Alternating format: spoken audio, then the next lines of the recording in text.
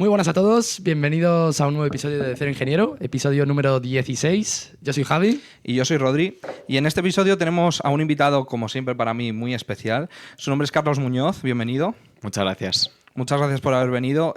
Carlos es antiguo compañero mío de trabajo, bueno, antiguo socio mío, también le considero un amigo. Es una persona muy inteligente, es una persona muy trabajadora. Hablaremos un poco de nuestra experiencia trabajando juntos.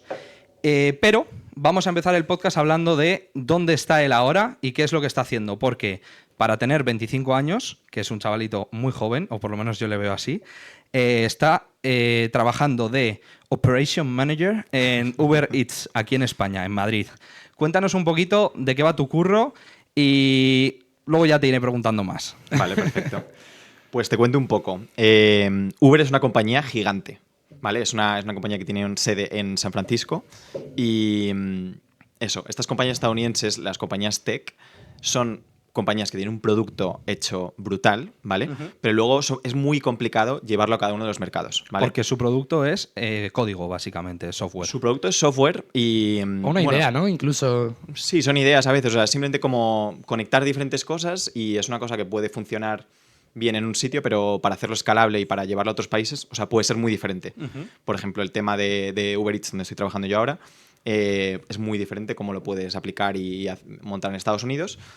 Puedes llevar esa misma base a España, pero realmente hay que cambiar muchas cosas y eso. Entonces, un poco el equipo de operaciones, que es en el que estoy yo, se encarga, es un poco el nexo entre todo ese producto que desarrolla los de San Francisco y Nueva York y llevarlo a España y asegurarnos que funcione bien y gestionar bien todos los procesos internos que hacemos en España y un poco asegurarse que todo funcione adecuadamente. Claro, yo pensaba que era como copiar y pegar, ¿no? Que tenías tu idea que ya sabes que funciona allí en Estados Unidos y dices, pues ahora lo copio y lo pego y me lo traigo aquí, pero por lo que cuentas, a lo mejor por diferencias culturales o parece que hay que trasladarlo, ¿no? Hay que cambiarlo. Sí, no es diferencias culturales y luego, o sea, es muy fácil pensar que todos estos productos son sencillos, Amazon, Uber, todas estas compañías, pero al final llevarlo a cada mercado es muy complicado y hay muchas cosas por detrás que funcionan muy mal, cosas que no son eficientes, cosas que tú piensas que es súper escalable, muy fácil, copio y pego la aplicación, le pongo el punto .es y ya está. No, o sea, realmente hay muchas cosas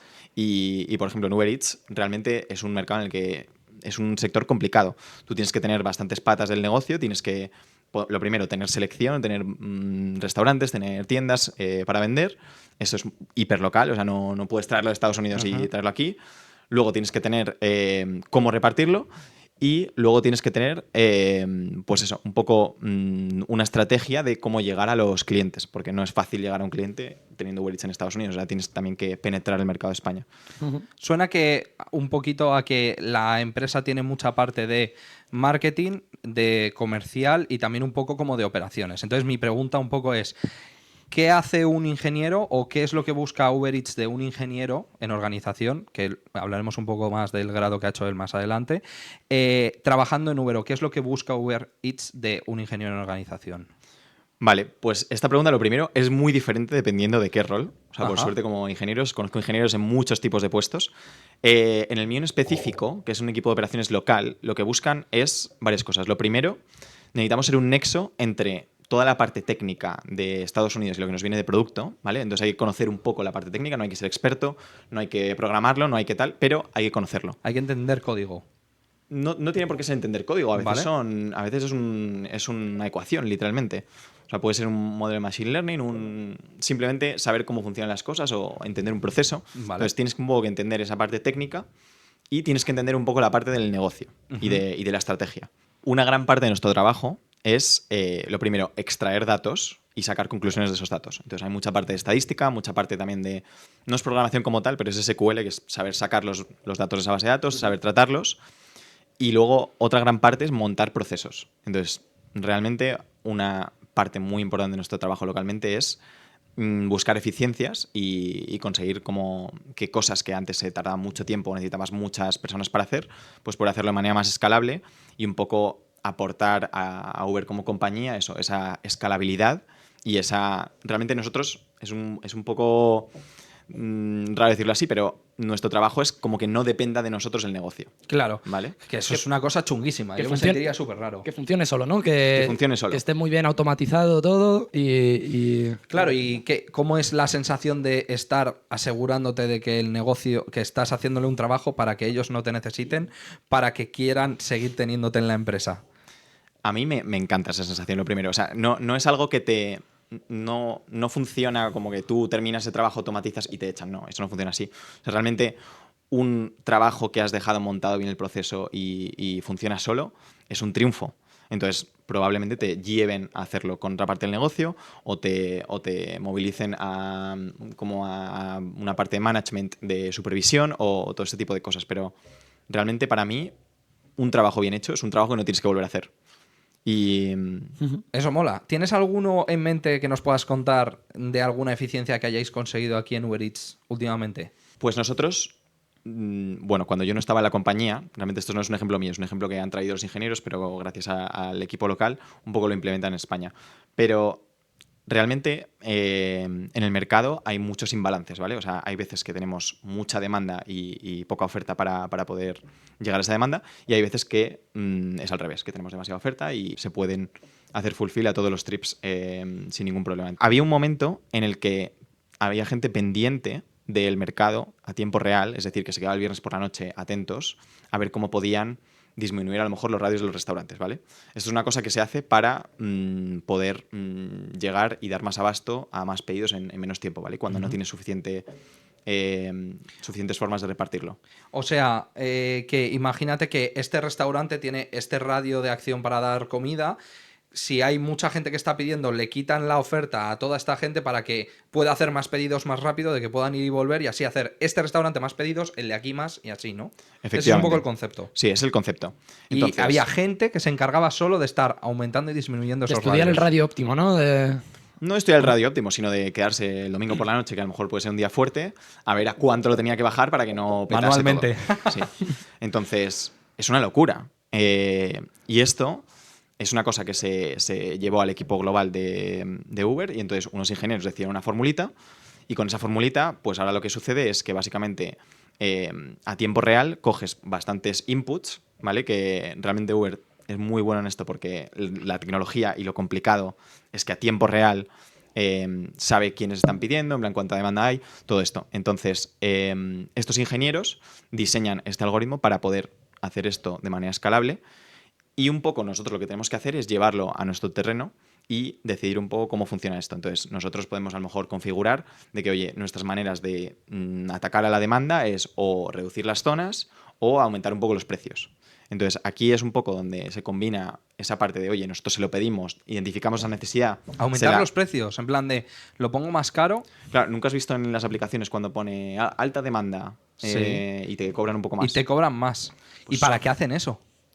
Pues eso viene para desincentivar los pedidos. Claro. De ese restaurante. No, en general, En de todos. donde sea o por zonas. Es como te metes en Uber y no te quiero vender comida. O te la vendo si me la pagas más caro que el otro de al Si lado. se satura, ¿no? Prefieres aumentar el precio. Es oferta y demanda. Es como. Es Claro, oferta y está demanda. cara la comida aquí, porque hay muchas bocas que alimentar. Es oferta y demanda, y esto es una cosa que hacen todos Qué y movida. es muy normal, pero o sea, realmente tú sacrificas parte de tu demanda porque no la puedes cumplir en cierto momento. Sí, Entonces es tú sabes una- que si aumentas el precio, a lo mejor en vez del 100% de personas te pide, pues te va a pedir el 90%. Es Entonces, tú elasticidad, algo puedes llevar. básicamente. Y lo mismo con las zonas de reparto, pues cuando reduces, pues llegas a menos gente o eres menos atractivo para los clientes. Entonces, esto es una cosa que antes se hacía de manera manual, y gracias a una coordinación entre eso, que se identifica esa necesidad, se transfiere al equipo de Estados Unidos. El equipo de Estados Unidos hace el algoritmo, por así decirlo, y luego tú lo implementas de vuelta. Entonces, luego tú configuras, oye, pues hasta qué precio estamos dispuestos a subir, eso, en plan, cómo de agresivos queremos ser a la hora de hacer esto. ¿Y cómo de configurar un agresivos poco. sois? ¿Cuál es la decisión que tomáis normalmente?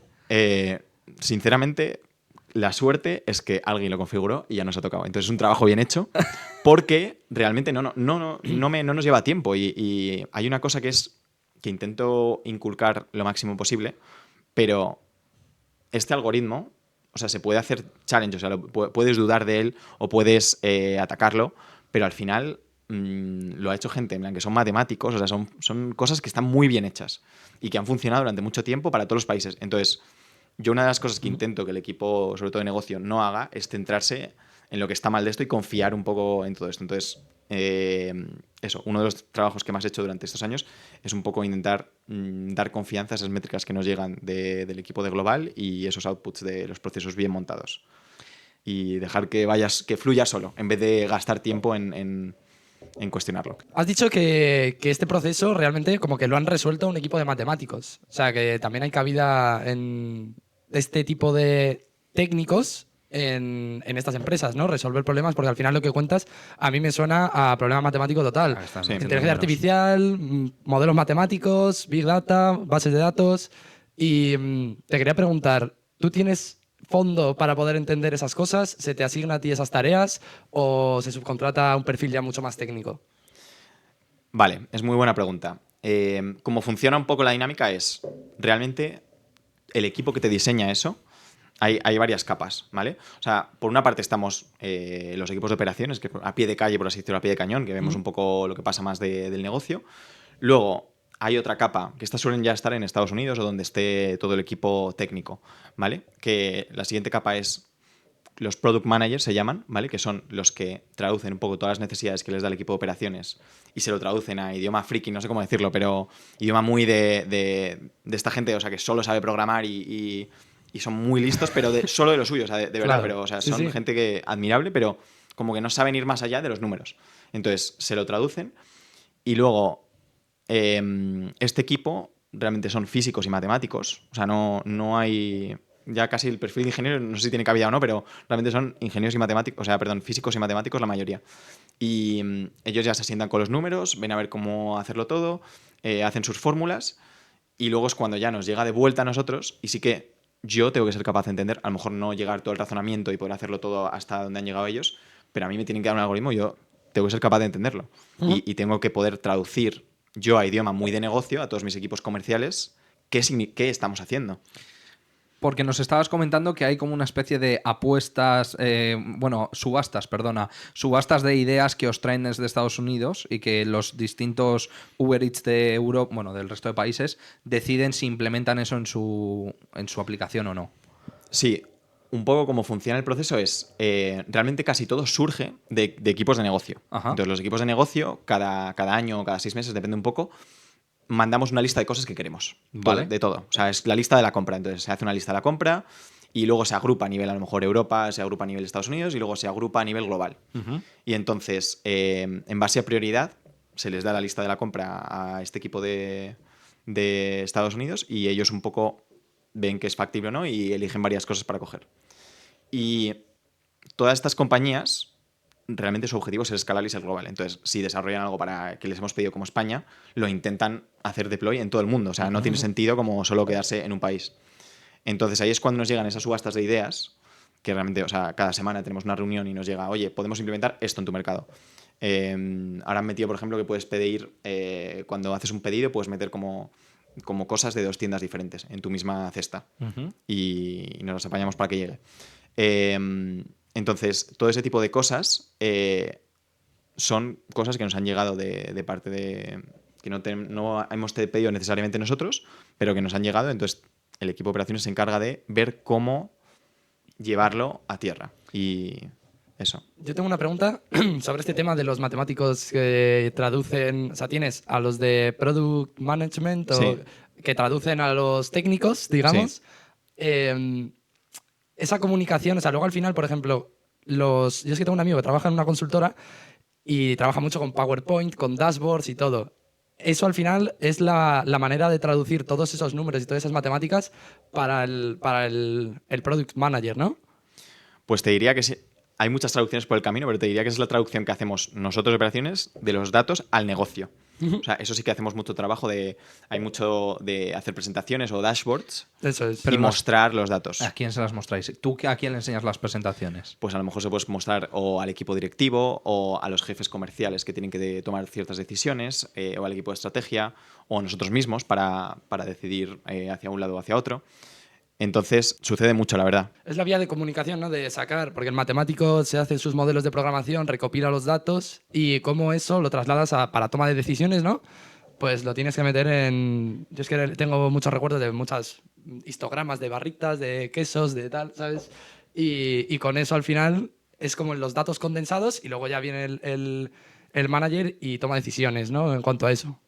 Sí, la verdad que la mayoría de dashboards y de cosas así que hay son para cosas que no están automatizadas y cosas que no pasan por este equipo de producto. O sea, es decir, hay muchas decisiones que tenemos que tomar el día a día de, oye, pues subimos las ofertas o hacemos X cosas. Eso sí que tenemos mucho control local y eso sí que se controla mucho con dashboards y puedes tomar decisiones en el día a día. Pero luego toda esta parte, perdona, toda esta parte productizada, o sea, de que pasa por ese equipo de producto, tiende a funcionar solo, no necesitas, o sea, luego tú puedes ver las decisiones que se han tomado detrás, pero en ningún momento nos involucramos nosotros en ver esos datos ni esa toma de decisiones, o sea, es como un algoritmo bien hecho y funciona y se queda como parte del producto, entonces no lo tomamos como algo que haya que cuestionar o Que modificar. vigilar, ¿no? Y que estar... Sí. Cuando tú dices que trabajas de manera local en el mercado español, ¿es Madrid o es otras ciudades también de España? No, es toda España. O sea que vosotros estáis haciendo un poco el negocio dentro de todas las ciudades. Pregunta, ¿hay diferencia en la forma de consumir en las distintas ciudades de España? En la forma de consumir. Sí, de la forma en la... O sea, ¿percibís que hay métricas que son distintas en función de si es en Barcelona, en Madrid o en Sevilla, donde están pidiendo? Por supuesto. O sea, hay muchísimas diferencias, no solo en la manera de consumir, sino también en España es fuerte, pero las ciudades son muy diferentes. Entonces, en Canarias hay muchas colinas, o sea, es muy complicado a veces, o sea, y tienes que tener tienes viajes mucho más largos. A lo mejor en el centro de las ciudades es como muy denso todo y tiene una dinámica muy diferente. Entonces, sí, 100%. Y hay diferentes niveles de demanda muy, muy cambiantes en muchos. ¿Y cuál es la ciudad que más ingresa? Evidentemente Madrid, supongo, ¿no? Madrid es la más grande siempre. También porque es la que más tiempo lleva con Uber Eats, supongo. No me acuerdo dónde lanzamos, pero sí, o sea, Madrid, o sea, por tamaño es la más grande con diferencia, sí. ¿Y tenéis dentro de vuestras expectativas de crecimiento de negocio como que os dicen, vamos a intentar para 2026 abrir en Oviedo y en Pamplona, por ejemplo, y cosas así? Se hizo todo un ejercicio, antes de que llegara yo incluso a Sí. Uber, de lanzamiento de ciudades. ¿Vale? Y eso, yo la verdad que o sea, he vivido eso mucho porque yo me he dedicado a estandarizar toda la expansión que se hizo. Al final hay una parte que sin querer, o sea, expandiendo y abriendo negocio, sin querer haces como pequeñas ineficiencias y hay cosas que no están del todo bien puestas. Entonces, una de las cosas que yo he hecho y que más tiempo he dedicado es a ver cómo encontrar esas eficiencias dentro de todos los sitios. Entonces, hay muchas cosas que antes se hacían a nivel regional y ahora lo centralizamos todo. Hay muchas formas de sacar los datos y ahora lo hemos puesto todo como una forma concreta de sacar los datos que funciona para todas a la vez. Teníamos un poco de lío con las configuraciones porque cuando te vas a muchos pueblos pequeños de España como que es complicado ver cómo agruparlos y como tal, y ahora tenemos una estructura que funciona muy bien detrás, que es algo que no se ve al negocio, en plan no te das cuenta, o sea, si te metes a Uber no te das cuenta de esto, pero ha eficientado mucho todos los procesos.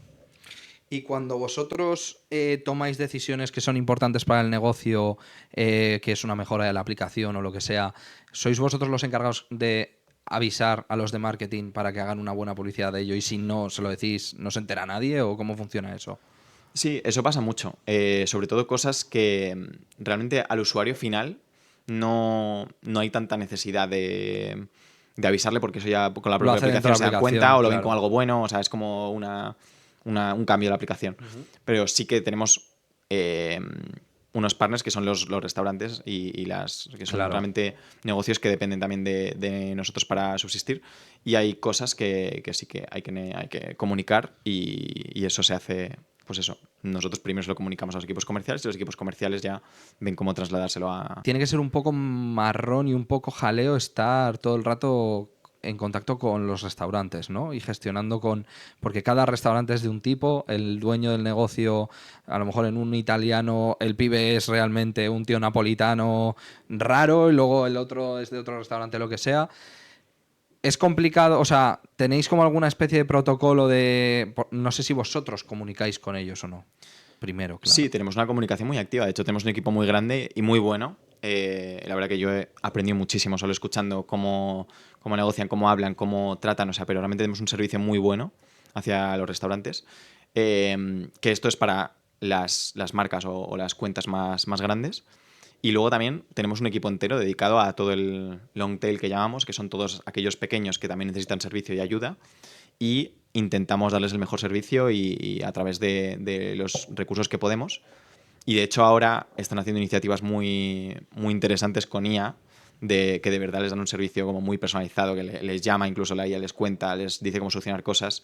Y la verdad que están haciendo un trabajo excelente. Lo de la IA ha sido una de estas ideas que os ha venido de Estados Unidos, de oye, mira, podemos implementar esta parte de la IA ahora. Pues esto la verdad que ha sido un compañero de España, fíjate, que ha conseguido un piloto con una empresa de estas de IA. Y han empezado en España el piloto. Y seguramente lo lleven a nivel global, pero han empezado en España un piloto y están probando con los restaurantes de España. Y seguramente, si les gusta la idea y si va bien el piloto, pues a lo mejor es una cosa que tiene potencial a llevarse de manera global. Yo tengo una pregunta.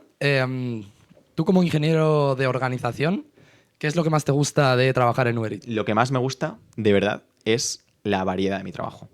O sea, hago de todo, desde lo menos técnico, de hacer una presentación, de tomar una decisión de negocio o ponerle los colorines bien a la presentación para que quede bien porque hay que vendérsela bien, o sea, un trabajo de ventas puro de comercial, hasta barro todo lo que son luego tema de datos, de ver procesos, de hacer un dashboard y todo esto. También todo el tema de automatizaciones y montar procesos, y me encanta esa parte de montar procesos y de que funcione bien y de saber el principio y el fin y cómo fluye. Y luego la parte también de incluso técnica, de que, oye, al final, por mucho que yo tenga toda esta parte del trabajo, también soy el punto de comunicación con un equipo de matemáticos y físicos que no saben comunicarse con el resto de la empresa y nos necesitan a nosotros para llevar esos productos que desarrollan a tierra. Y que sin nosotros no sería posible. Entonces me encanta esa diversidad del trabajo. Y cada día es diferente, te llaman de todos sitios, o sea, no tengo por qué estar trabajando en mi rol en específico. Hay muchas veces que te llaman, te dicen, oye, ¿puedes ayudar a Alemania con no sé qué? Oye, el equipo de Europa de estrategia necesita ayuda con este proyecto. Y por lo que sea, cuadra el perfil, entonces me encanta porque esa versatilidad te dejan utilizarla de muchas formas. Parece como muy social, ¿no? El trabajo, mucho de personas. A ver, es organización, al final, si es un equipo de muchas personas, pues tienes que organizar gente. Pero bueno, normalmente un ingeniero no se suele sobreentender su trabajo como algo tan social como lo que nos cuentas. La verdad que sí. O sea, hay muchísimo de tratar con personas. También hay mucha parte que no cuento, de que es de encerrarse a que te salga lo de sacar los datos y ver a ver cómo puedes hacer para sacar una conclusión. Quizás esa parte no es la que me apasione tanto, pero hay que hacerla de vez en cuando y hay que hacerla. Pero sinceramente, ahora tengo mucha suerte que en mi equipo tengo una persona que lo hace mucho mejor que yo, entonces suelo confiar. Decirle, venga, hazlo tú. Y de verdad eso es muy satisfactorio cuando trabajas con alguien que hace las cosas mucho mejor que tú y puedes confiar plenamente y la verdad que es una cosa que en Uber al menos he tenido la suerte de encontrar. Tengo un equipo que es increíble, o sea, y de verdad sientes que te estás enriqueciendo porque trabajas codo a codo y mano a mano con gente que es muy buena y que yo considero mucho mejor que yo en muchísimos aspectos y es muy gratificante. Eso es muy importante, el entrar a un trabajo y ver a los compañeros y decir, joder, si es que son unas máquinas todos, ¿sabes? ¿Cómo eso controlan? mola mucho. Son unos cracks. Pues si vas a un trabajo y dices, tío, son unos paquetes, aquí no se enteran de nada, pues eso es horrible. Es un tema de ego. Hay gente que no puede soportar ver que el de al lado sabe más que él y entonces ya empiezan problemas laborales que no tienen ningún sentido porque es malo para la empresa, es malo para todos.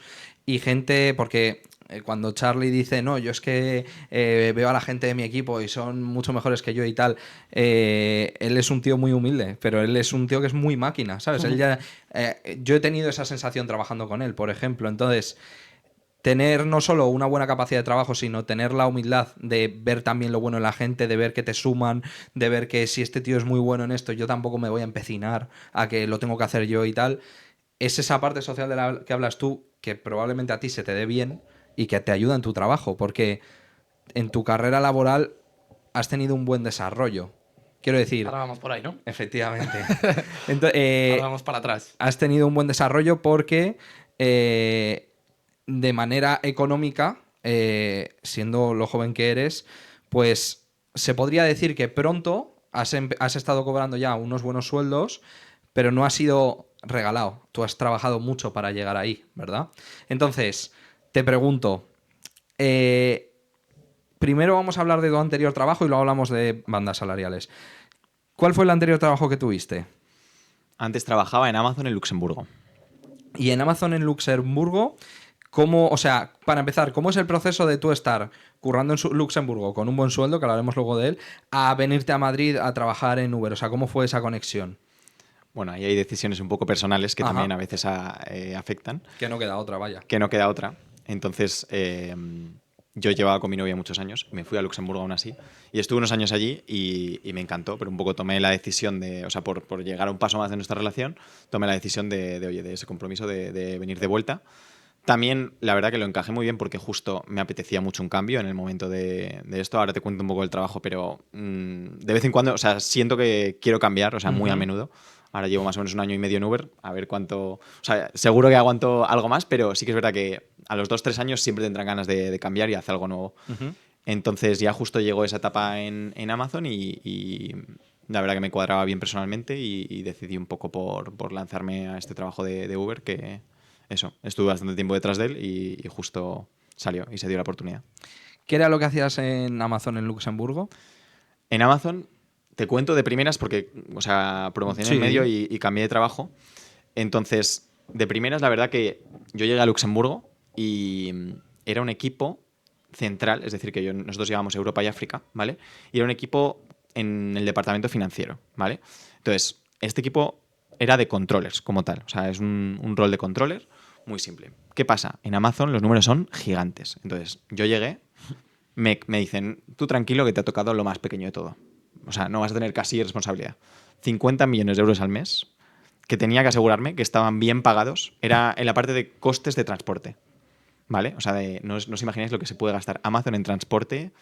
Pero de sueldos de transportistas y de gasolina, supongo, sobre todo. Camiones. Todo, desde la primera milla hasta la última milla. O sea, cubríamos todo. O sea, todos los paquetes que llegan a Europa y se reparten en Europa, Ajá. todos los costes, desde que salen de China o de donde salgan hasta que llegan a tu casa, pues todo eso... un poco Incluido nosotros- almacenamiento, entonces. ¿no? Incluido almacenamiento, sí, sí, O sea, incluido el todo. tiempo que tenga que estar en un almacén en Francia para que luego venga a no sé dónde, también está incluido dentro de lo que estabas haciendo. También está incluido. O sea, yo tenía una parte muy concreta, que era toda la parte de aduanas y de eso, y de cruces de frontera. Entonces, la verdad que era una parte como me dijeron ellos, me dicen, es pequeña, 50 millones, nada, tranquilo. Porque la gente llevaba... Respira, tranquilo, ¿eh? Tú imagínate, entonces, era una parte nueva que no habían tocado y no habían, o sea, realmente había gente que se dedicaba, pues yo qué sé, primera milla, lo tenían todo controlado, todo funcionaba bien y entonces tienen como todo automatizado de... Realmente es un trabajo de que tú tienes que más o menos predecir cuánto te va a costar, o sea, multiplicas de, oye, yo he negociado un contrato de 5 euros por paquete y he repartido 1000 paquetes, pues oye, 5000 euros.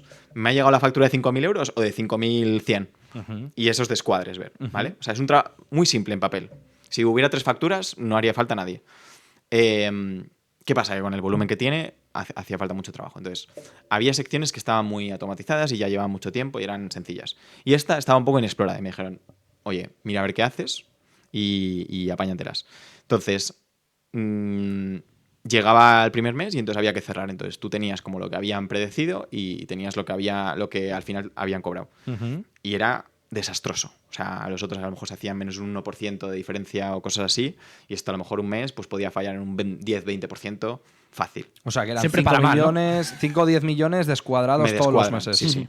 O sea, Pero claro, en la parte esta de aduanas, esto era como que te tenías que saber la regulación de aduanas de cada país y cómo funcionaba eso. claro, entonces, de primeras no. De toda Europa y África. Podrías pensar que no. Pero luego, si quieres Claro. encontrar ciertas cosas, pues hay que indagar un poco. Que ahí es donde voy a contar una historia un poco que yo, repasando esto y repasando los números, empiezo a mirar. Yo estaba como loco, digo, no sabía ni por dónde tirar. Entonces empecé a tirar de un hilo. A ver, realmente que me empecé a leer los contratos que no es, o sea, puedo hablar de, parece que hay 2 contratos, pero a lo mejor había 25 contratos con diferentes empresas y empecé a tirar de un contrato y empecé a hacerme los números, o sea, en un papel, en un Pero Excel. empresas tochas en plan MRV, FedEx y tal. Sí, ¿Es eso sí, lo sí, que... son empresas grandes. Esas son las empresas que le daban la factura a Amazon, la que le cobraba. Sí, en por hacer el aduanas servicio. se llaman brokers, o sea, Sí. son como estas empresas, pero y está UPS, hay varias grandes.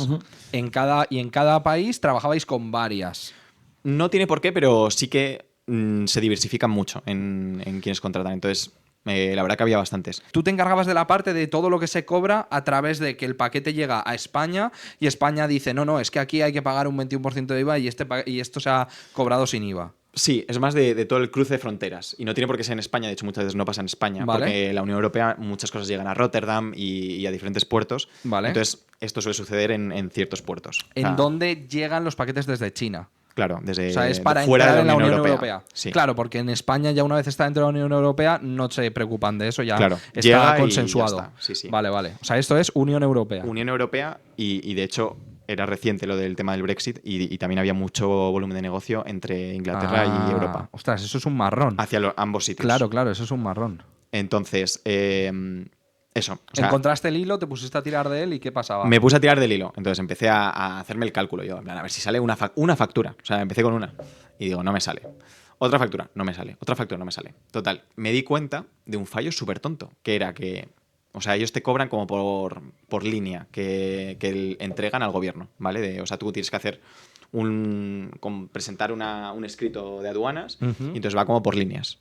Entonces, me di cuenta que en nuestro contrato ponía por categoría, porque tú puedes agrupar, ¿vale? Entonces tú tienes un móvil Huawei, un móvil iPhone y un móvil tal, y puedes decir móviles con valor de 3.000 euros en total.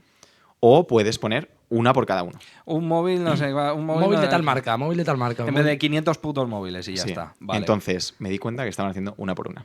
Y empecé... Los perros, porque claro, se la sabían. ¿Lo hicieron Creo- con mala intención? La verdad que a día de hoy no lo sé.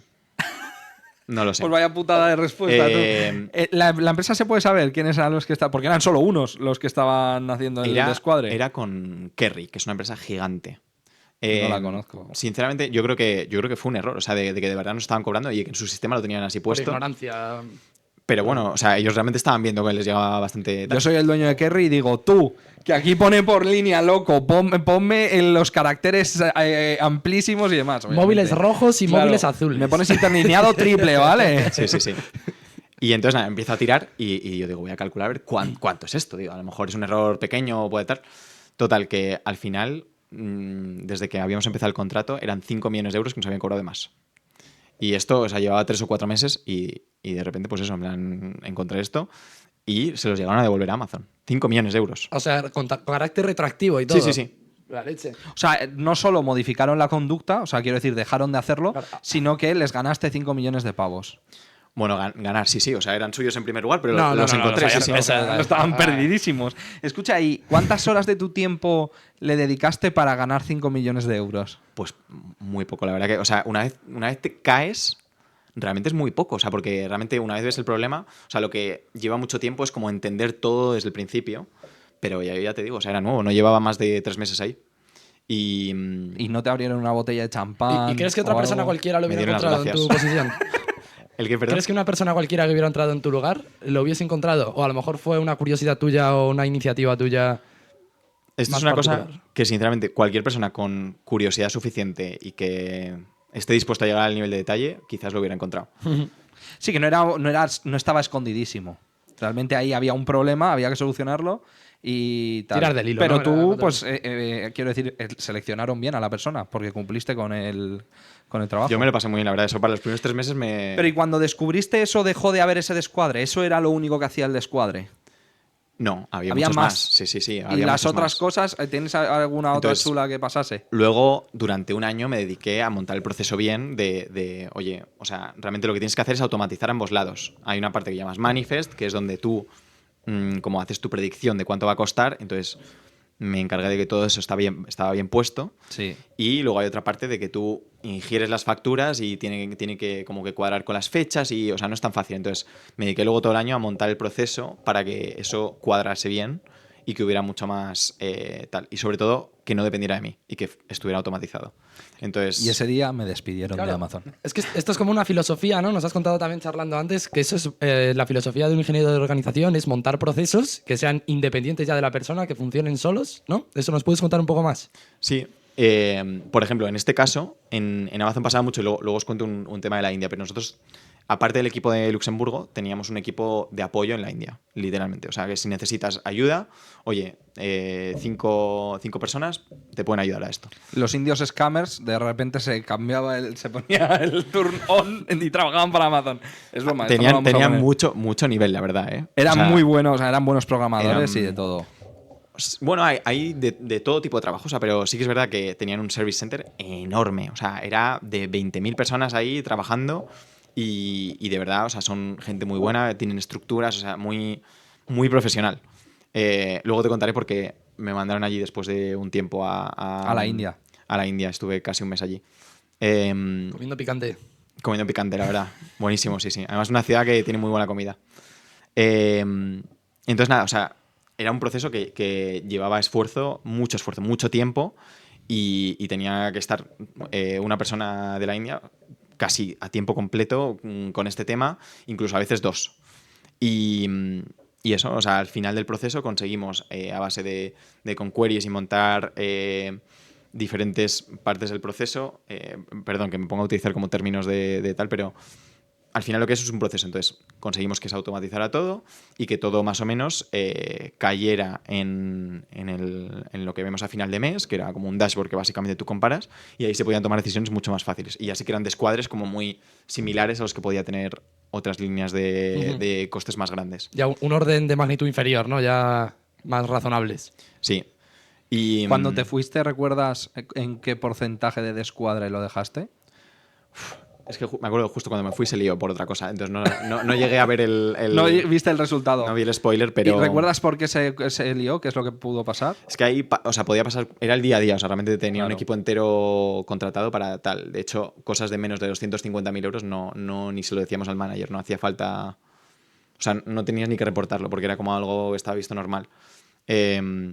Y había una dinámica que era muy curiosa allí, sobre todo había ingenieros, porque había 2 mini equipos dentro de ese equipo.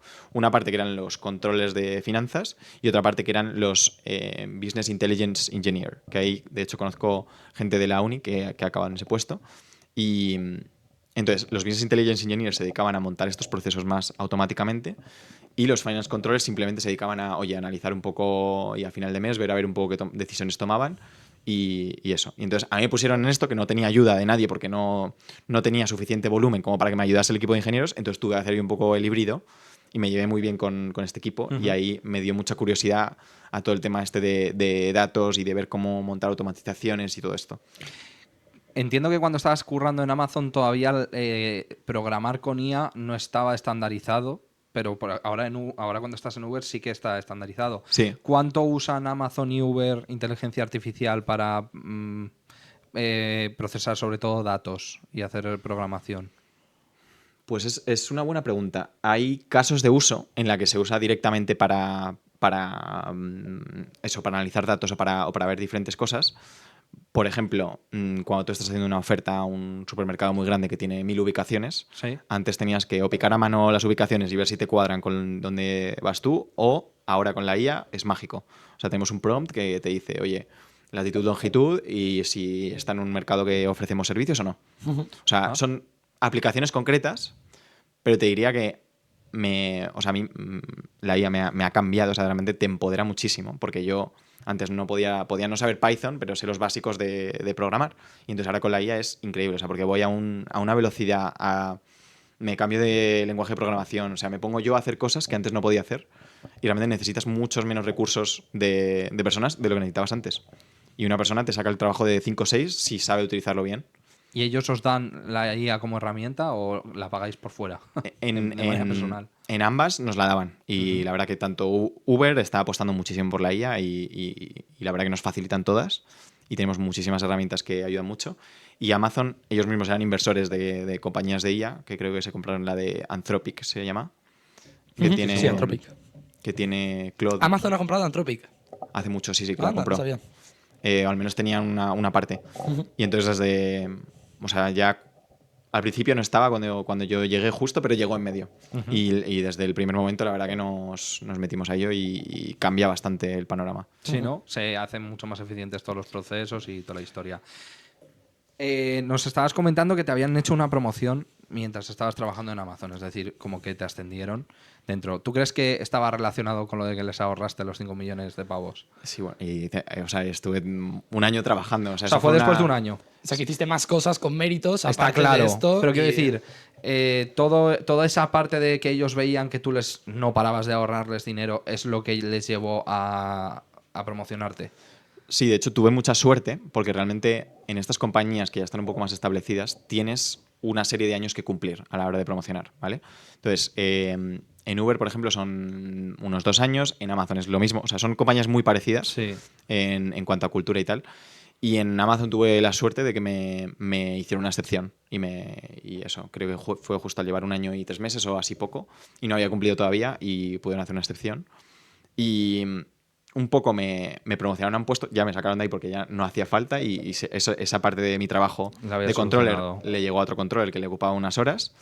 Y ya está. Y entonces a mí me pusieron de Program Manager, que son nombres así súper tal, pero al final lo que hacía era un poco muy parecido a lo que os he contado antes de Uber, de los equipos más generales y globales, pero yo representaba a mi equipo a la hora de pedir cosas a equipos globales. Por ejemplo, estaban haciendo un cambio muy grande de estructuras empresariales, que eso afectaba mucho a los temas financieros, y yo era el encargado de ver un poco cómo nos afectaba a todo el equipo, a nuestros procesos, y era un poco el representante de eso y decía qué problemas podía haber con eso, y luego lo llevaba al equipo de vuelta de a ver cómo tenían que implementar soluciones. Y cuando curras en una empresa tan tocha que tiene... ¿Cuántos empleados puede tener Amazon? 40.000. Amazon llega al 1.000.000 porque... ¿En serio? Sí, sí. Madre mía, estaba muy, muy lejos. 40.000 Uber, más o menos, justo. 40.000 empleados Uber. corporate. En Amazon es 1.000.000 si cuentas a todas las personas que trabajan en fulfillment centers, en los almacenes y todo esto, que son trabajadores de Amazon. Si cuentas corporate, a lo mejor son la mitad o un tercio. Joder, es que Vale. 1 millón, es que es una ciudad gigantesca. Claro, es ¿sabes? ahí un poco lo que te iba a preguntar. Tío, ¿cómo se siente ir a trabajar a un sitio en el que eres una puta hormiga, tío? O sea, tiene que dar una sensación rarísima, decir, joder, y ahora tengo que... Es como, estoy todo rayado dedicándole mazo tiempo a esto del negocio, ¿sabes? Eso la verdad que es una cosa que, fíjate, me ha gustado mucho más de Uber que de Amazon, Ajá. porque en Amazon es mucho menos plana la estructura. Están intentando aplanarla ahora, de hecho, ¿eh? Vale. Pero tú te metías, hay como una tool interna, en plan, la que tú te metías en plan, el jefe, tu jefe. El jefe de Una su jefe, pirámide, ¿no? sé Un cuánto. organigrama Entonces, tú así. le dabas al más y aparecía otro. O sea, ya creo que había 11 pasos hasta llegar, de mí a llegar A Jeff Bezos. a Jeff Bezos, sí, sí. Estás a 11 personas de Jeff Bezos, tío. No todo el mundo puede decir eso. Bueno, dicen que la gente se conecta por menos de 7 personas, ¿no? Sí, pues tú estás a 11. tronco. Yo a 11, imagínate. Ni trabajando en Amazon. Llegas antes por otra vía, ¿sabes? Llegas Que por la antes- empresa. Llegas antes por el primo de tu hermana que se lió con la hermana del Jeff Bezos. Sí, sí. ¿Qué te iba a decir? Y eso era como muy abrumador y un poco desmotivador, supongo, ¿no? Eso desmotiva bastante y es algo que, o sea, que tú tienes una reunión y tienes una reunión con el jefe de tu jefe y ese tío está a 7 pasos de Jeff Bezos y ya parece como si Un tuvieras dios. que hacer algo especial o Claro. no sé, pero en Uber es muy diferente, es mucho más plano. Hemos llegado a presentar cosas a la CEO de Europa, o sea, y llevo menos de 1 año y es algo normal y que se puede, o sea, que puede suceder. Estás mucho más cerca de los líderes y del negocio, o sea, es mucho más plano, hay menos gente y es bastante más lean, o sea, tienen menos personas para hacer más trabajo. Yo creo que las compañías siempre deben de intentar, o sea, Amazon yo creo que está intentando llegar a ese modelo, porque cuando creces tanto y tan rápido, haces como tanta estructura que eso, al final te sobreestructuras Y hay un poquito de chiringuito seguramente en mucha parte del 100%. negocio. O sea que hacen falta ingenieros de organización que, Para despedir. que eficienten procesos y... No os habéis dado cuenta, Y pero cuando automaticen. hablamos de hacer eficientes los procesos, llevan implícito a veces pues que gente de reubicar, ¿no? Reubicar a otro empleador. reubicar a la gente, sí. Bueno, a ti te reubicaron cuando ya no necesitaban Claro. que hicieras lo de las aduanas. La verdad que me ofrecí yo. O sea, todo esto es muy... Claro. Es una cosa que en estas empresas no hay que tener miedo a, uno, vender las cosas que has hecho bien, porque yo puedo haber solucionado lo de los 5 millones, pero si no lo hubiera vendido bien y no lo hubiera mostrado, a lo mejor ni te lo reconocen. Y luego también hay que mostrar iniciativa porque a veces sabes tú mejor dónde puedes aportar. Y este movimiento lo quería yo y se lo pedí yo y me lo dieron sin ningún problema. Ya que has comparado un poquito Amazon con Uber, ¿hay alguna cosa que eches de menos de Amazon que en Uber no tengas y que se pueda contestar? Claro. Sí. En Amazon, en la cultura, son como una secta en el buen sentido de la palabra. Ajá. La verdad que tiene una cultura que te deja loco. O sea, tú no tienes presentaciones.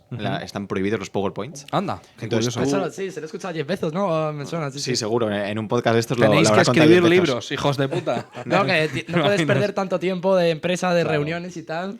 Sí. Bueno, pero tú presentabas un documento que al final casi tardabas más en hacer el documento. Pero entonces, como funcionan las reuniones, es que tú llegas, nadie se la ha leído, no se la puedes mandar a nadie antes, y tienes los primeros 20 minutos o 10 minutos para leerlo. O sea, y lo leen delante de ti, lo que has hecho. Entonces, O sea, que sí que va relacionado con leer, tío. Con los libros, lo he acertado. Va relacionado con no perder el tiempo, yo creo. Sobre todo. Y Pero ser- que esté escrito en texto. Al final, él es una persona menos visual, ha sido más de leer, y es lo que ha llevado Sí. a su empresa, realmente. Sí. No, y él dice un poco que con un texto no puedes engañar. Internamente no tenemos ninguna necesidad de vender nada a nadie. O sea, realmente nos vamos a basar las decisiones en base a datos y en base a tal. Y entonces te forzaba a que no puedes ponerlo bonito ni... O sea, tienes que convencer con palabras y con números. No le puedes poner fachada, ¿no? Tiene No. que ser, eso es. Está bien, promueve a aprender skills de comercial, de venta y demás. ¿Llegaron a haceros algún curso de venta? ¿Os enseñaron a vender? En Amazon, Sí. pero de este tipo de documentos, dices. Sí, quiero decir, de el que tú hubieses mejorado tus habilidades de venta pasando por Amazon, que ya eras buen vendedor antes. O sea, en Amazon había muchos cursos de escritura, literalmente. Qué curioso. De escritura y de cómo escribir en el modelo Amazon que llaman. Ya te digo, era muy como cultura como muy particular. Y también hacían mucho énfasis tenían como 14 leadership principles, lo llaman, y hacen las entrevistas en base a eso, te promocionan en base a eso, entonces son como frases de, oye, pues un líder es no sé qué, un líder es tal, o sea, son 14 y te las sabes de memoria en Amazon prácticamente, serio? sí. Es como el Padre Nuestro, ¿no? Como el Padre Nuestro. Y eso te promociona porque has sido tal y tal las frases, o sea, tienes que demostrar cómo las has cumplido. Qué bueno. ¿Y por qué echas eso de menos? ¿Qué es lo que era bueno de esa de esa cultura? Esa cultura me gusta mucho porque unifica mucho y ayuda mucho a tomar las decisiones. Porque ahora en Uber lo veo y Uber ha intentado imitar esto un poco, pero no está tan... O sea, están puestos como también las frasecitas y no sé qué y tal, pero ni se cumplen, No ni se se refleja en la llevan voluntad. al día a día. No está sentado, ¿no? No es algo que haya calado. Para nada. O sea, muy diferente a Amazon. Ujú. Está a un nivel muy diferente.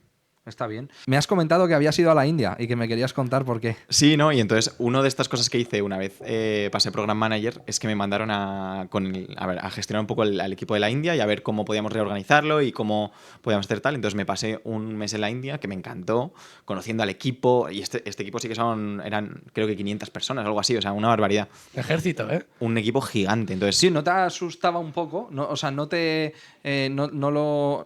sentiste intimidado llegando a una oficina con 500 personas y tú tenías ahí como que organizar algo. no, pero, o sea, no intimida porque son estructuras ya hechas. O sea, tú no vas a ver qué pasa, ¿sabes? O sea, realmente es algo ya muy bien montado y muy profesional. Y de hecho, joder, llegabas al edificio y era como una fortaleza.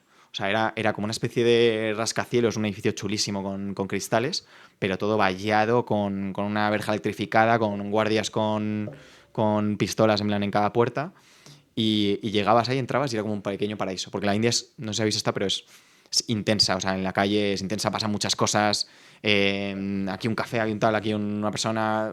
Muy acelerado todo, Muy ¿no? acelerado Muy- y muchas cosas y muy caótico. Muy denso. Y entrabas ahí y era como un pequeño paraíso con el césped perfecto, verde. O sea, era como un mundo diferente.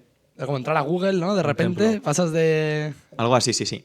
Y esto dice mucho porque es algo muy importante. Allí la cultura que tienen es muy jerárquica y muy de... Clases. Estoy en un sitio bueno si es chulo y si es... A lo mejor nosotros no lo valoramos tanto y podemos trabajar en un garaje y nos da igual porque no tal. Pero allí lo valoran mucho. Y tienen mucho sentido la jerarquía y de ver que están en una empresa importante. Y eso les hace trabajar mejor. Es un tema cultural y se nota mucho. Y entonces nada, llegué allí y tuvimos muchas sesiones. O sea, no iba solo yo, iba un montón de equipos, pero yo iba a representar mi equipo. Y nada, la verdad que fue chulísimo. Me lo pasé muy bien. Me encantó además conocer a los auditores porque iba la gente de Estados Unidos y de Europa y tal. y se van a reunirse con los managers y con los jefes y tal. Me encantó, o sea, me llevaron a tomar un helado a no sé dónde, a tal, los auditores, los que estaban ahí como picando el día a día y te cuentan las cosas y nada, la verdad que muy divertido. Había una pista de cricket dentro Anda. de la oficina y, o sea, era Cricket muy que chula, se, la verdad. se practica en Inglaterra y en India, ¿no? Claro, en la India les encanta. Curioso. Y cuando estuviste ahí y volviste y tal, ¿tú sentiste que les habías aportado a ellos? En plan de que habías hecho algo que realmente a ellos les mejoró su jerarquía, que habías dicho que además estaba muy bien organizada y demás. Es una buena pregunta. Sinceramente, una cosa que me frustró mucho del cambio de rol Sí. era que no podía influenciar las cosas tan rápido o tanto, porque esto como la India, o sea, al final un equipo de 1000 personas que utilizan 3 o 4 equipos, no puedes influenciar y cambiar directamente las cosas, o sea, no tienes potestad ni la agilidad para cambiar las cosas tan rápido. Hicimos otro de como las estructuras legales. O sea, en una sala de reuniones con 60 abogados no puedes tomar decisiones rápidas y no puedes mover las cosas como tú quieras, aunque sepas que es la mejor manera de hacerlo. Y esa falta de agilidad y como ese quedarse estancado me desmotivó un poco de Amazon, de ese rol. Igual que en el primero sí que cogí, me metí yo en los contratos, solucioné y les pedí el dinero de vuelta o cambiaba yo los procesos, en este segundo rol no.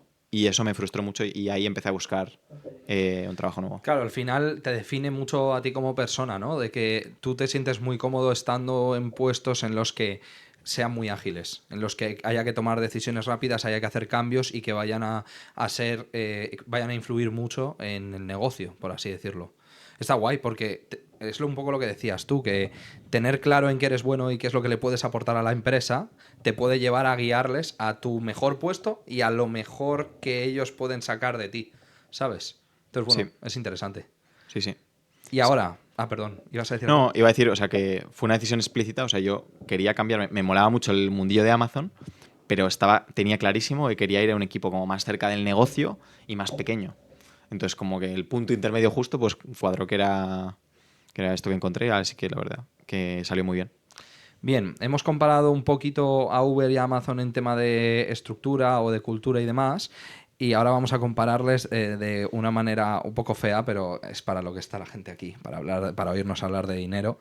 ¿Nos podrías dar unas bandas salariales de cómo estaban los sueldos ahí para un ingeniero como tú que va a Amazon a trabajar a Luxemburgo y cómo ha sido como tu desarrollo luego en el ascenso y en Uber? Te cuento un poco. Cuando llegas de junior a Luxemburgo, tu salario base, estés donde estés, en Big Four, en Amazon, en estos sitios, está más o menos entre los 45 y los 60. Quizás a veces un poco más si vas a un rol técnico. De hecho, los ingenieros que van a un rol técnico de estos que hablaba de Business Intelligence cobran un poco más. Y luego siempre tienes un bonus. Lo primero, un bonus de moverte a Luxemburgo. Esto era fantástico. Esto te dan 7.000 euros por mudarte. Ajá. Y a veces te dan un sign-on bonus aparte de eso. Y bueno, eso. Pero anualmente había como un bonus de eso, de unos 10, entre 10 y 15.000 puede ser. Y variaba un poco de empresa a empresa. A lo mejor en Big Four era un poco menos, en palos más técnicos un poco más, pero más o menos en torno a eso. ¿Y cómo de cara es la vida allí en Luxemburgo? Pues una buena pregunta. Es un sitio en el que, por lo general, cobras más o menos el doble, yo diría, que un trabajo equivalente en España. Pero la vida no es tan cara. O sea, es un 20-30% más cara. Y además, como que incita menos a hacer planes. O sea, Porque a gastar, te da ¿no? rabia. incita menos a gastar. No, porque también, o sea, es por el clima, un poco porque es una ciudad más pequeña, o sea, Madrid es gigante y te incita, pues me voy al cine, hago tal. O sea, allí los planes son un poco más limitados, entonces, al menos a mí, ahorraba bastante.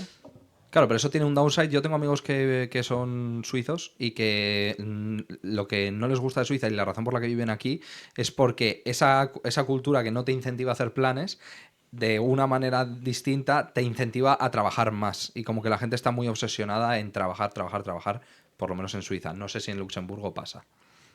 La verdad que el ritmo de trabajo en Luxemburgo era bastante más calmado que en España. Mucho ¿En menos. serio? Mucho menos.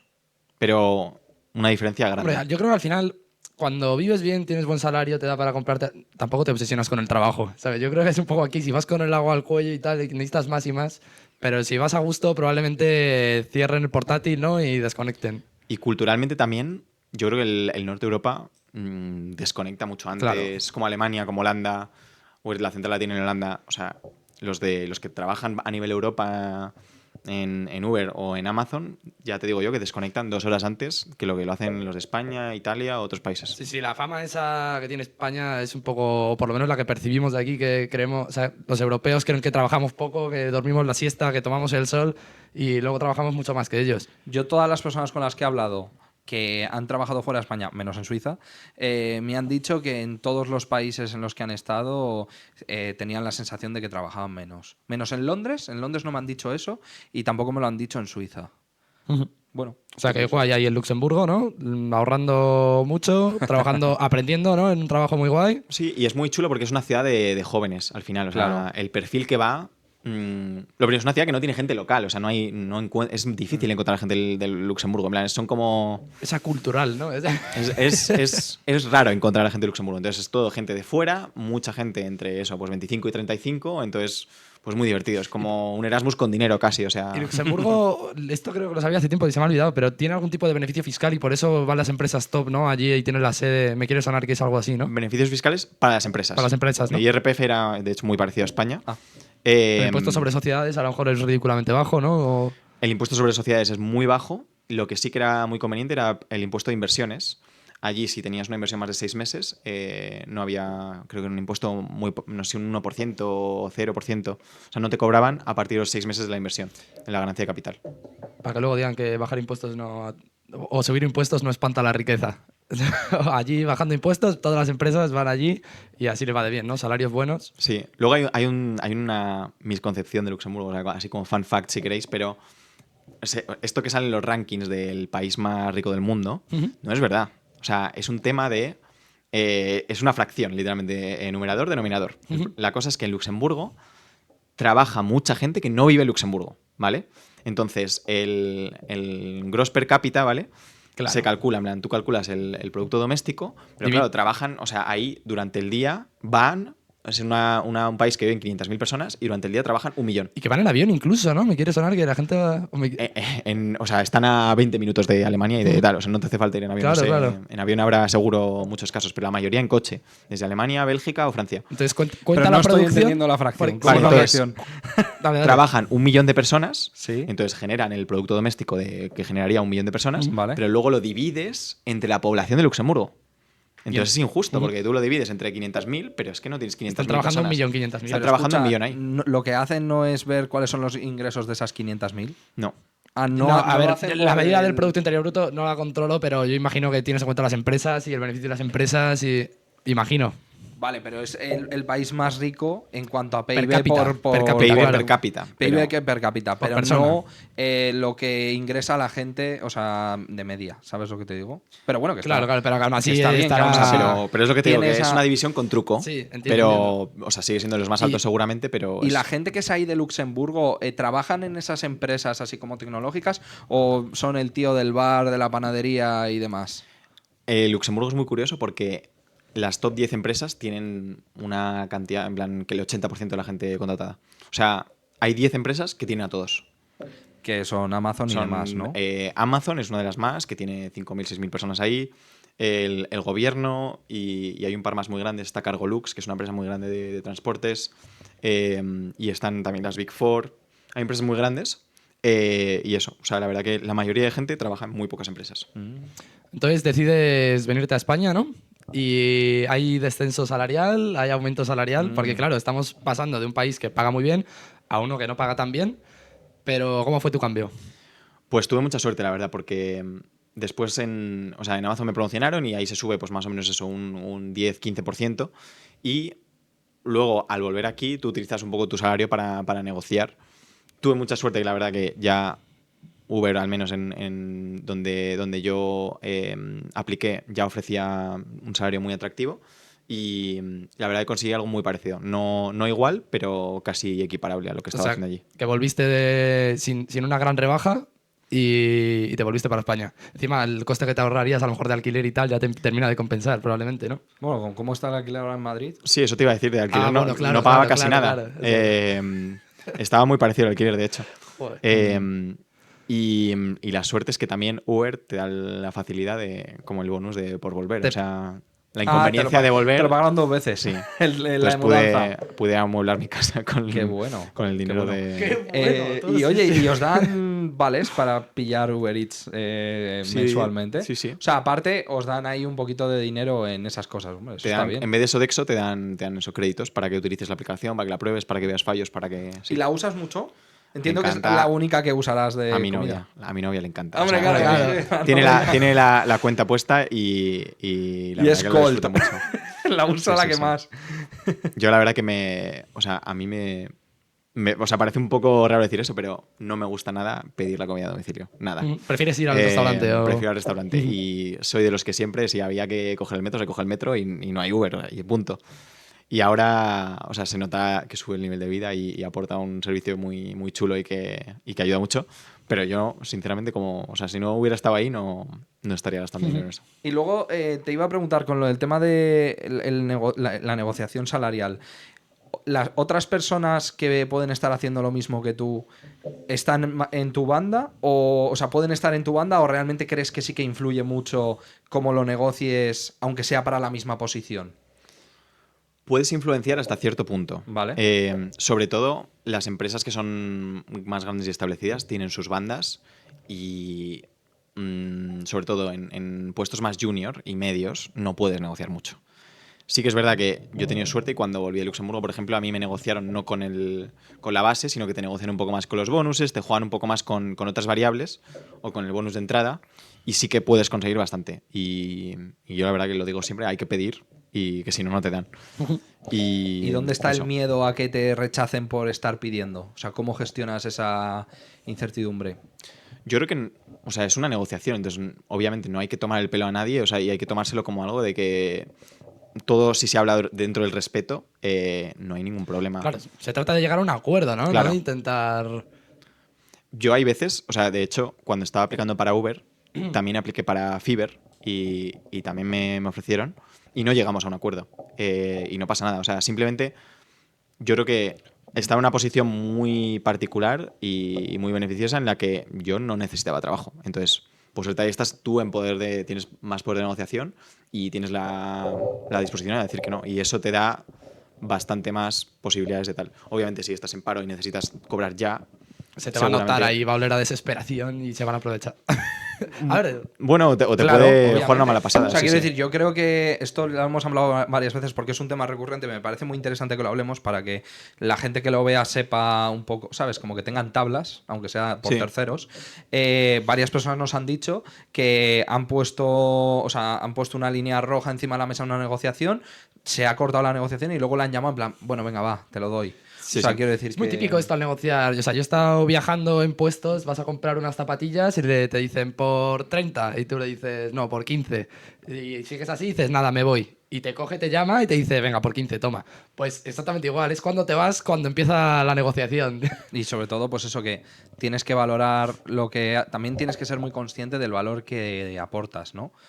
Y yo creo que justo en tu caso es muy complicado, fíjate, aunque aportes mucho valor a las empresas, Sí. es como muy difícil el tú sabiendo que eres un crack de gestionar negocios y mejorarlos, el saber cuál es la métrica de cuánto valor le puedes aportar a Uber Eats, porque no lo conoces, su negocio todavía, ¿sabes? No sabes cuál es la Sí. magnitud de sus números.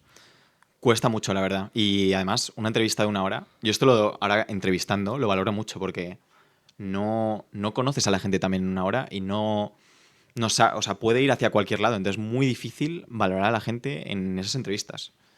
Y cada día tiendo más. Yo he conocido a gente que hace las entrevistas a malas. O sea, haces preguntas difíciles y a ver cómo sales, que es una manera completamente válida de hacerlo. Y ahora estoy empezando a conversar en las entrevistas, porque creo que me ayuda más a conocer como persona, como actitud. Creo que lo he valorado un poco más que como ponerte en situación en una entrevista. Pues sí, es muy difícil. Yo he hecho unas cuantas entrevistas y cuando le he hecho entrevistas a gente estaba como la parte de desde que se saluda hasta que empieza la entrevista Sí. y luego la parte de pues las cosas que te tengo que preguntar que sí que son importantes para la empresa.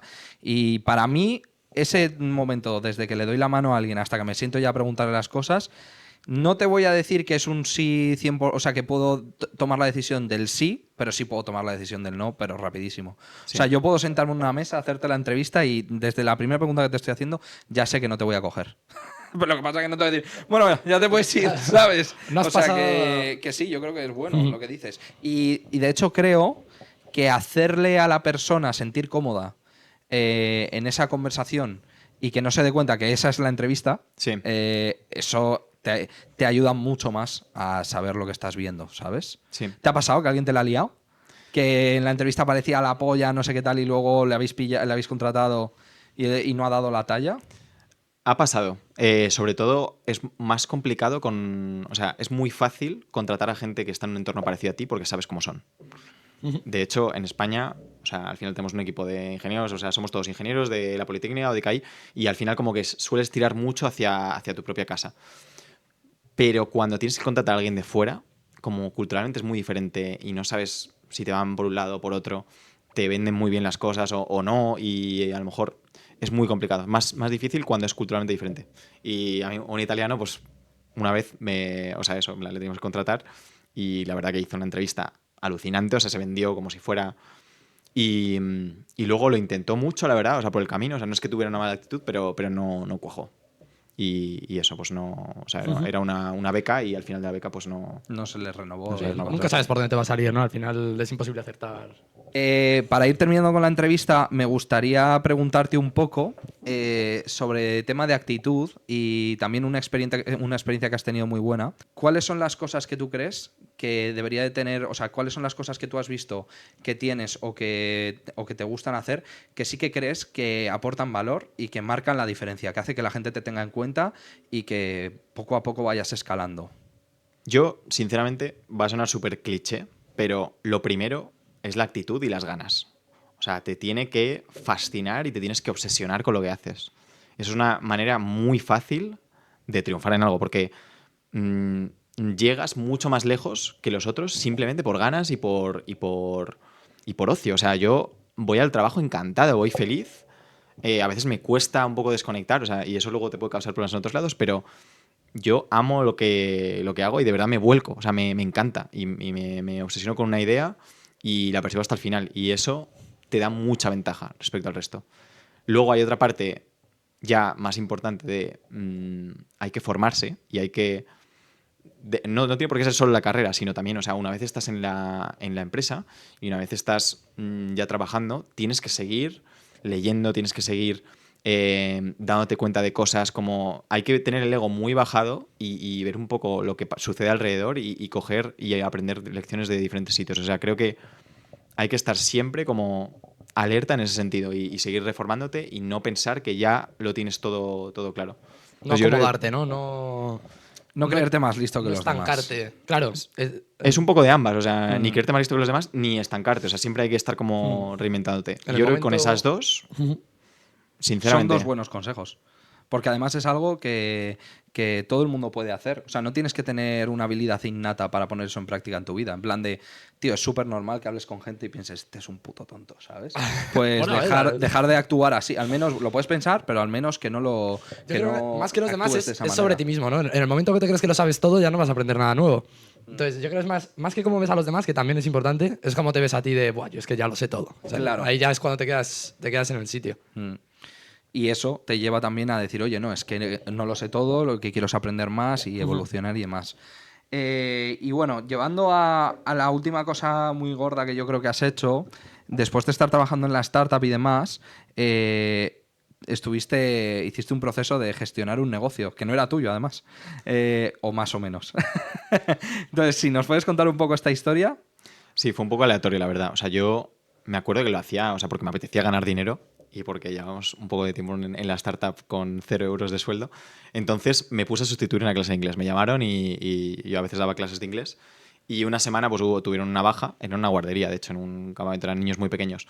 Y me puse a sustituir una clase de inglés y por las tardes veía a mi jefa, que era, o sea, la dueña del negocio, súper estresada, como haciendo llamadas con el ordenador, así como picando, como enfadada, o sea, como de verdad con estrés y con presión.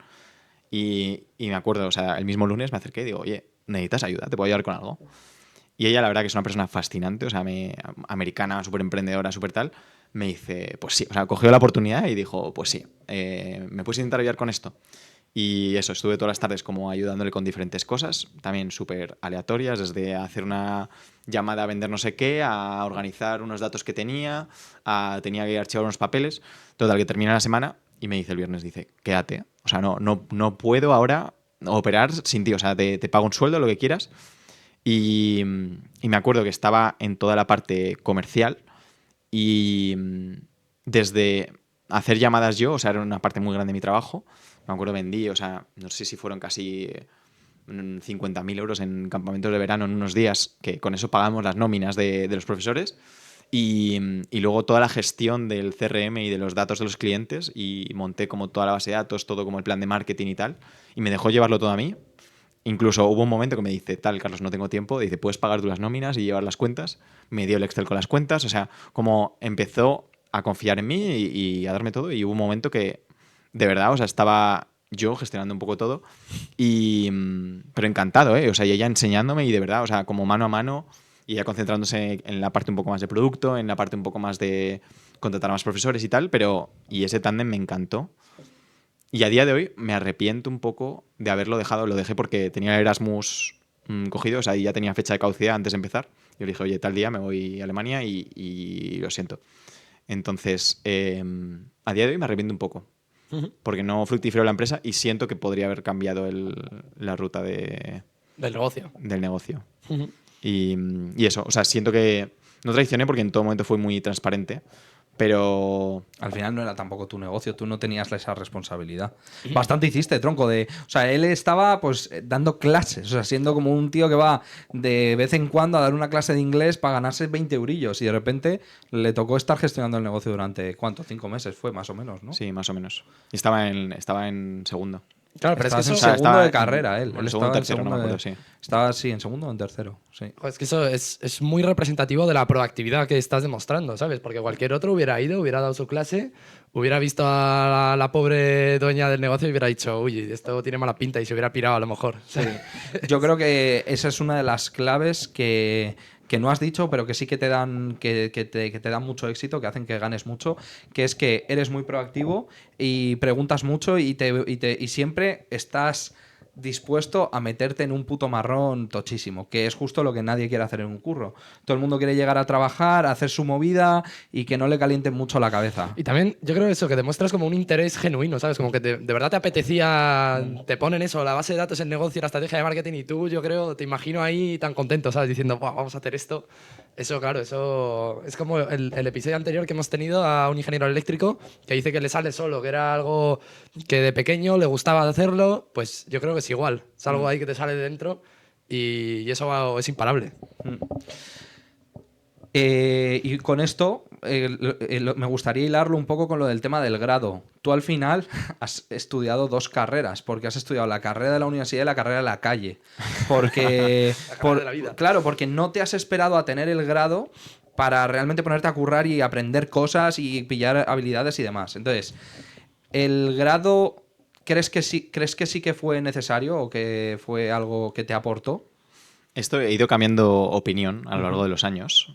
En el durante, sí que es verdad que lo viví mucho, muy desconectado. Iba muy poco a clase, aprobaba con 3 apuntes que nos pasábamos. De hecho, lo que hacíamos era, nos dividíamos las asignaturas al final del curso, cada uno repasábamos un poco, nos hacíamos unos apuntes y más o menos intentábamos salir del paso. Y a día de hoy me arrepiento un poco. O sea, porque siento que muchas de las bases que tengo y del conocimiento técnico que tengo, lo he sacado de lo poco que he ido cogiendo por el camino en la carrera. Y sinceramente, no sé si es como incorrecto el orden en el que hacemos las cosas. Eso te iba a decir. Pero lo valoraría mucho más si, habiendo tenido algunas de estas experiencias, luego hubiera hecho la carrera, de verdad. Y te la hubiesen enseñado buenos profesores, porque luego vas a clase y te pegan una turra malísima y te lo enseñan mal y eso ya desmotiva a cualquiera, te manda a la mierda, ¿sabes? Sí. Pero sí, me parece la caña, la verdad. Es el primero que lo he comentado. Es una reflexión muy buena, porque es verdad que luego, o sea, tú cuando estás en la universidad estás con el run de y esto no sirve para nada, y esto para qué me sirve, yo no estoy aprendiendo nada, yo no sé hacer nada. Y luego cuando estás trabajando dices, oye, esto se usaba en la universidad, ¿sabes? Si lo estuviese viendo ahora, o a lo mejor lo aprenderías con más interés. Entonces es verdad que es como que el orden a lo mejor, o a lo mejor tendría que ir un poco de la mano, o a lo mejor es te tienes que tomar un descanso, trabajar después del bachillerato y luego hacer la universidad, lo que pasa es que no te va a apetecer. Yo siempre he Pero pensado que se puede estudiar una ingeniería por la mañana a media jornada, trabajar media jornada por la tarde y evidentemente estudiar como un perro, porque imagínate que es una beca, ¿no? Y Sí. tu beca es que te pagan los estudios y encima te pagan un sueldito de tal desde primero de carrera. Creo que una persona que esté dispuesta a no hacer nada con su vida que no sea estudiar y trabajar, lo podría hacer y que eso te forma un tío. Porque Sí. en primero te meten en una consultoría, porque cualquiera puede trabajar en una consultoría. ¿verdad?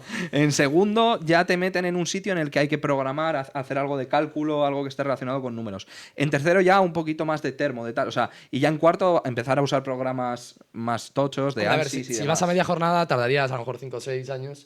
Yo pero creo que sí. no. A media jornada lo puedes hacer. Bueno, por poder sí que puedes. Por lo menos la mía se complica, pero puede ser. O sea, yo no me imagino... Bueno, no lo sé.